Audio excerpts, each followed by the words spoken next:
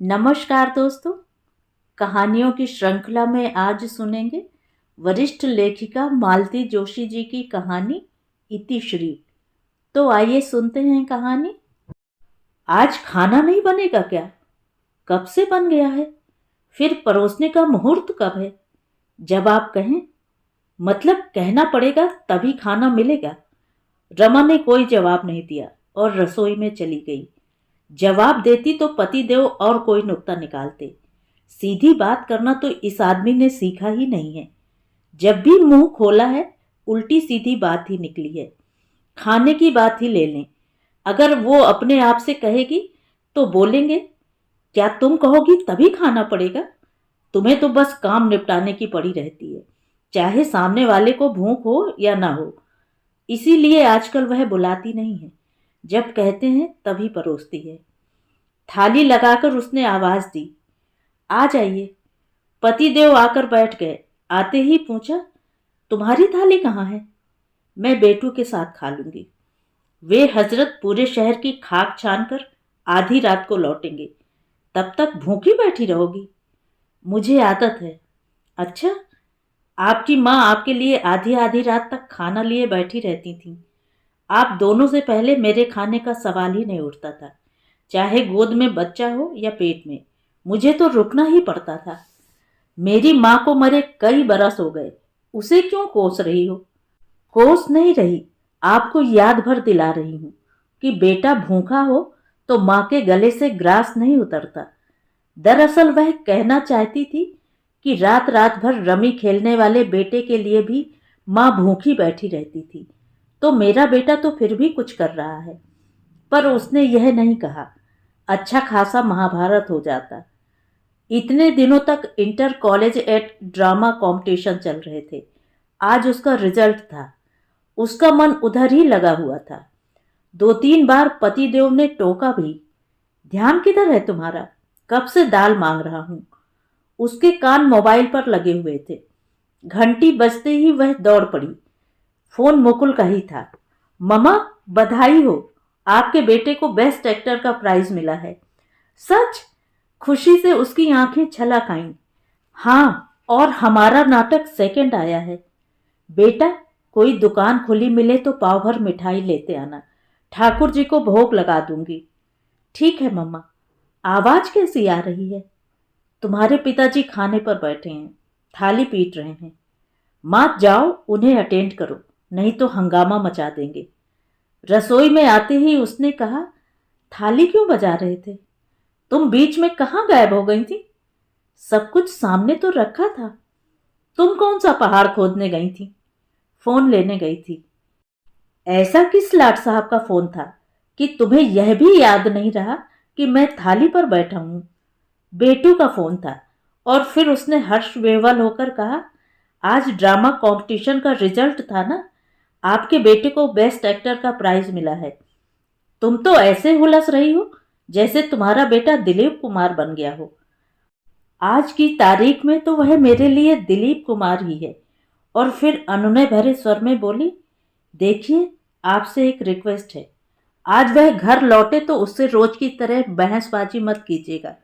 उसकी सारी खुशियों पर पानी फिर जाएगा। ये आपका हुक्म है जो मानना पड़ेगा? नहीं, ये मेरी रिक्वेस्ट है, हाथ जोड़कर विनती है।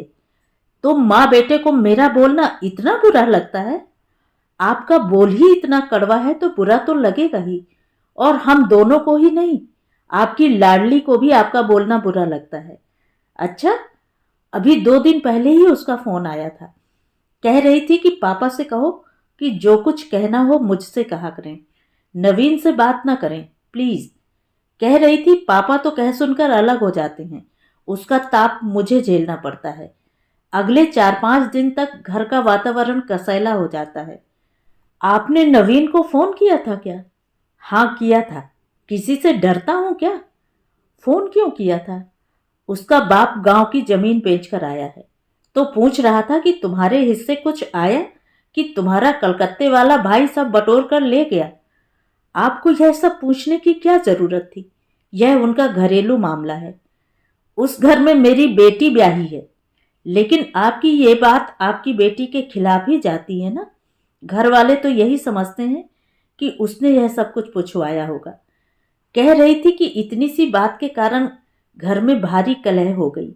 देखिए, आपकी अच्छी बुरी बातें हम घर वाले झेल लेते हैं, झेलनी ही पड़ती है, लेकिन दामाद आपकी बात क्यों सुनेगा? उसने पलटकर कुछ जवाब दे दिया तो आपकी क्या इज्जत रह जाएगी? तुम्हें क्या लगता है वह नालायक चुप रह गया होगा? जानती हो उसने क्या कहा? क्या कहा? उसने कहा, मेरे पिता अभी जीवित हैं, बंटवारे की नौबत नहीं आई है, पर आप घर का सौदा करते समय बेटी को याद रखिएगा, उसका हिस्सा मत डकार जाना। उस नालायक को कैसे पता चला कि मैं घर बेच रहा हूं? आप घर बेच रहे हैं? पतिदेव एकदम चौंके। अनजाने अनचाहे उनके मुंह से सच निकल गया। अपने को संभालते हुए बोले, बिल्डर को दे रहा हूं। इस पुराने घर की साज संभाल अब मेरे बस की नहीं है।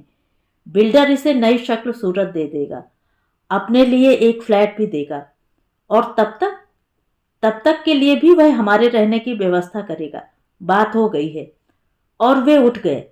रमा दोनों हाथों में सिर दिए बैठी रही। घर बेचने की बात पर रमा को जरा भी आश्चर्य नहीं हुआ था। पति की पिछली कारगुजारियों को देखकर तो लगता था यह अब तक तो हो जाना था। उसे कोई मोह नहीं था। वह बस यही चाहती थी कि बेटे की नौकरी लगने तक सिर पर छत बनी रहे। उसके बाद वह न घर का मुंह देखेगी न घर वाले का। बिल्डर वाली बात पर भी उसे खास भरोसा नहीं था। यह आदमी किसी दिन भी उसे सड़क पर खड़ा कर देगा, वह जानती है। बहुत पुरानी एक बात याद आ गई। शहर के बाहर उन लोगों का आम का बगीचा था।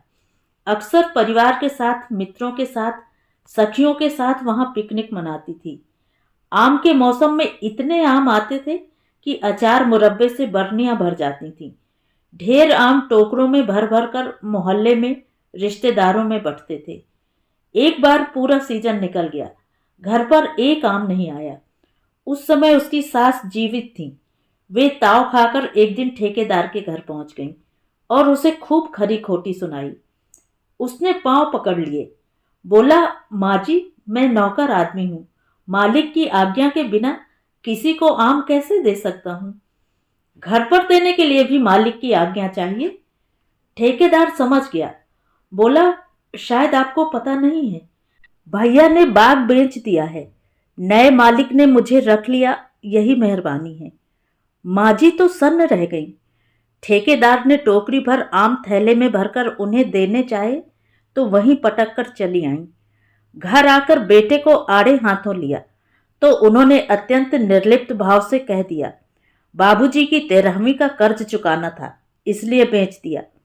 तुम्हारे बाबूजी को गुजरे तो 3 बरस हो गए। हाँ तो इन 3 वर्षों में सूद मूल से भी ज्यादा हो गया था। क्या करता? बेटे की इस साफ गोई पर माजी चकित रह गईं।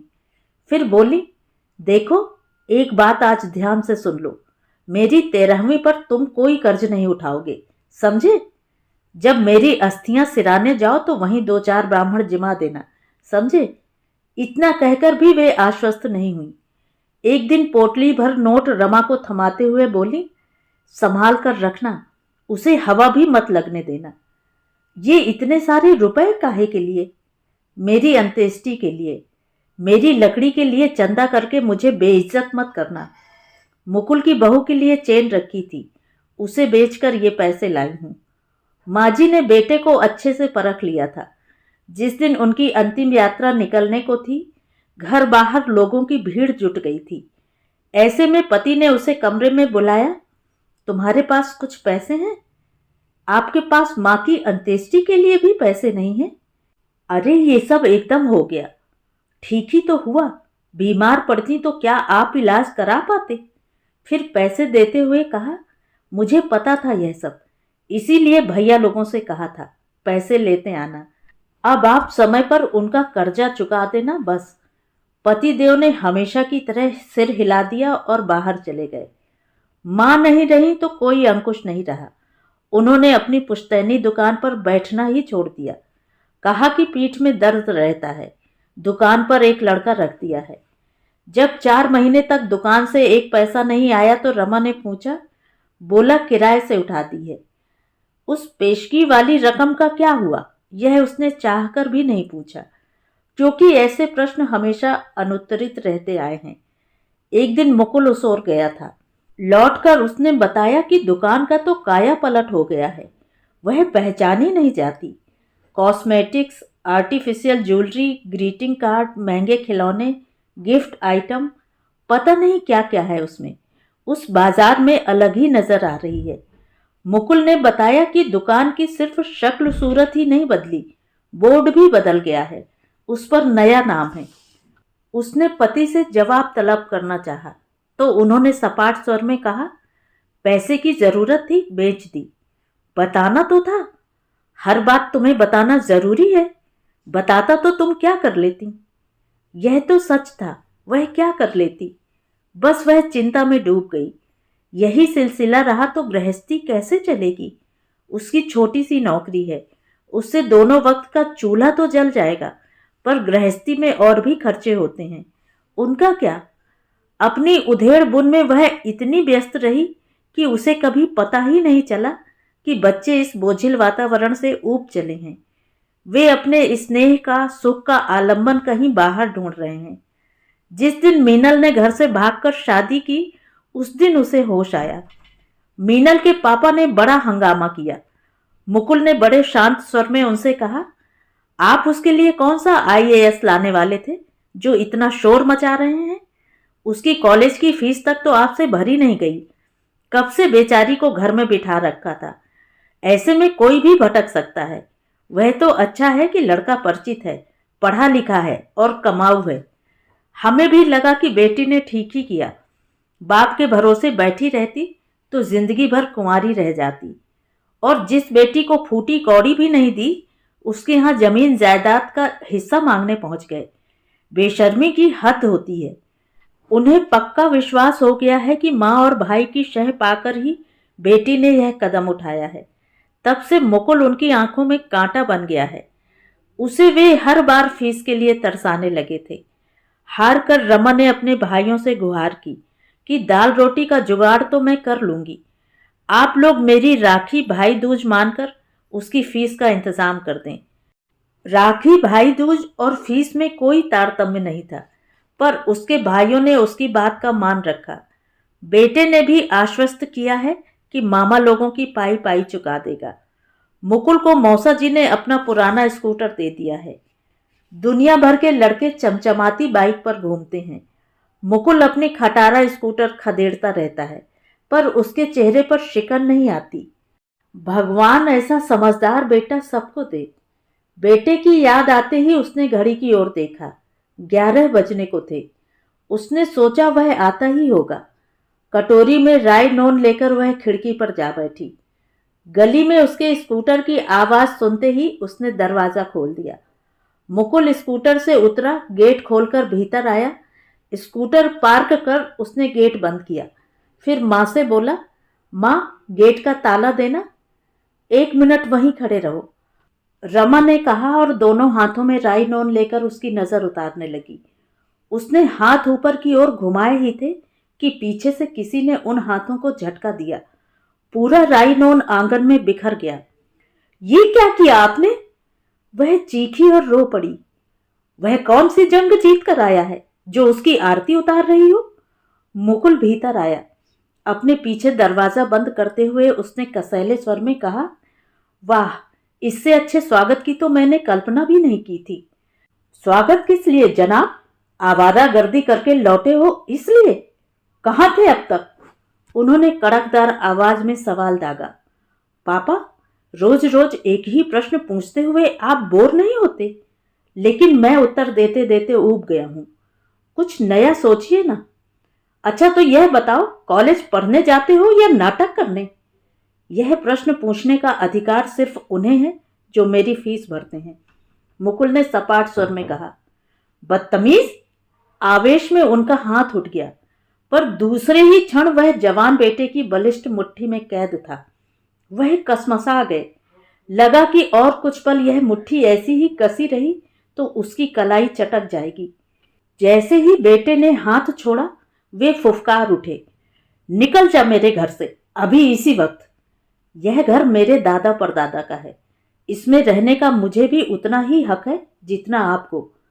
जब आप अपना घर बनाएंगे उससे बेशक मुझे बेदखल कर सकते हैं। मुझे कानून सिखाएगा तू? मम्मा, आप खाना लगा दो, मैं फ्रेश होकर आता हूँ। यह बहस तो चलती रहेगी। वह अपने कमरे में चला गया। रमा रसोई की ओर मुड़ी तो उन्होंने आवाज दी, सुनो। रमा रसोई के दरवाजे पर रुक गई। आज अगर तुमने उसे खाना दिया तो मेरा मरा मुंह देखोगी। रमा ने गर्दन को एक और झटका दिया और रसोई में जाकर खाना गर्म करने लगी। वे रसोई के दरवाजे पर आकर खड़े हो गए। तुमने सुना नहीं मैंने क्या कहा? मेरा मरा मुंह देखोगी जो उसे आज खाना दिया। रमा टेबल पर थाली कटोरी लगाती रही। उन्होंने फिर कहा, तुमने सुना नहीं मैंने क्या कहा? मेरा मरा। सुन लिया भाई, सब सुन लिया, उसने झल्लाकर कहा। कितनी बार वही वही बात कहेंगे? What is the problem? पीछे से मुकुल की सख्त आवाज आई। उन्होंने देखा उसकी आंखें अंगार हो रही थीं। वे सहम कर पीछे हट गए। मुकुल के भीतर आते ही उसने कहा, आजा बेटा, सब गरम कर दिया है, आराम से बैठकर खा ले। मैं बाहर जाकर दरवाजा बंद कर लेती हूँ, नहीं तो शांति से खा नहीं पाएगा। बाद में मैं आकर समेट लूंगी।